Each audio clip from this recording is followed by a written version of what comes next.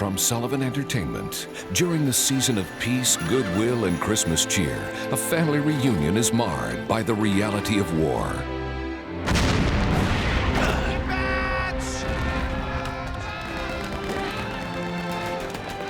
To be part of the history and the grit of trench warfare in World War I is quite exciting.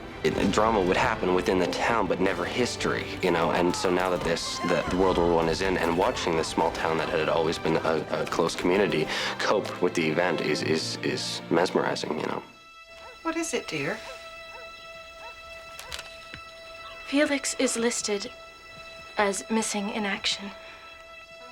I think that Janet's perspective and her personal reaction to it, it's not what we would have felt. You know, we were on the side of king and country and duty bound. It's precisely in times of hardship that strength of character is revealed. My son is missing. My son. Everyone's carried away with honor and duty and patriotism, and Janet isn't the least bit interested in that. I'm saying that I no longer feel willing to participate in the encouragement of this war. Are you saying you're a pacifist? People are calling her a pacifist. Really, what she is a mother responding to the loss of her son. So out of this grief is coming a lot of anger, and Janet's lashing out at everyone. You can keep your moldy traditions and your trumped-up sense of duty and pride. Because at the end of the day, Eddie King, that is all you will have. I wouldn't have missed shooting this for the world. I love coming back and seeing all these favorite old people, and it's great. I wouldn't have missed it.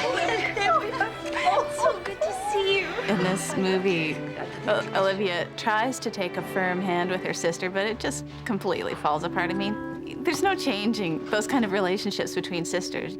When you can learn to treat me and Jasper with a little respect, then you'll find me at King Farm. Tell the executive to put the foundling home up for sale. There are definitely some new challenges for her in terms of how she's dealing with Felix being away. Felicity doesn't seem to be as emotionally involved. I think she tries to kind of detach herself from it so that she can be strong for her mother. He'll come home. I know it.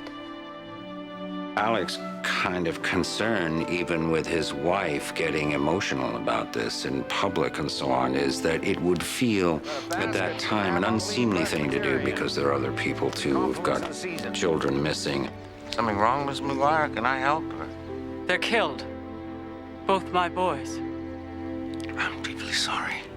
Well, this show is different because it takes a lot more of a serious look at the era. We're right on the edge of the war. It deals with some pretty hard issues, like the loss of a loved one, the potential loss of others, all these issues that we've never really, I would say, attacked on the series itself. And if this growth is not benign, Doctor?